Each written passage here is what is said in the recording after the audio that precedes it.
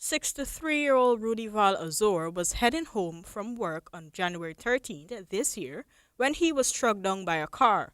He was taken to a private hospital by virtue of a joint agreement between his relatives and relatives of the driver of the car. That was the product of a gentleman's agreement. The son of the deceased Sion Azor spoke with Nightly News about what he understood had actually transpired. I was meant to understand that somebody was barking out a yard. It was a female too barking out a yard at what is the street name? Brutus. Brutus Street, Agricola. We decided to take him to Mercy Hospital. We got to Mercy Hospital. The daughter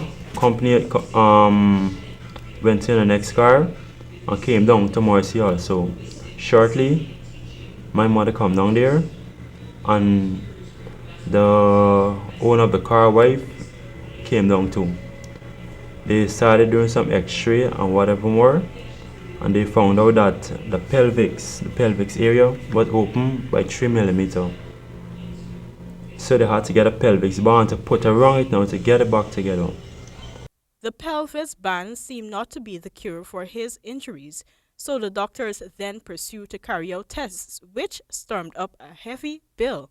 The driver of the vehicle pleaded to have the case not reported and vowed to pay for the bill in return. According to the victim's son, this was merely lip service. The lady said that she would stand all the expense. So my mother is very, very kind-hearted. So my mother go with it. So after this, they had paid a sum of money at 60,000 first, then 50,000. That's 110,000. And at this point, or should I say, the bill at this point is $1,600,000 and something. Out of frustration, the family stood the majority of the bill and reported the matter to the police.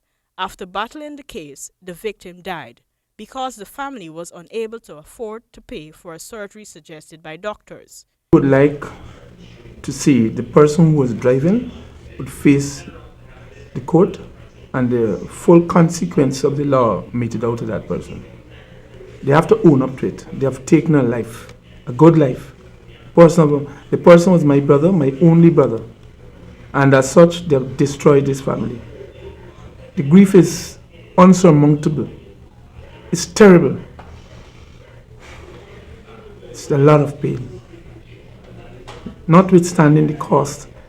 Yeah. My nephew just said 1.6. That $1.6 million was up to the point when we had gotten that bill.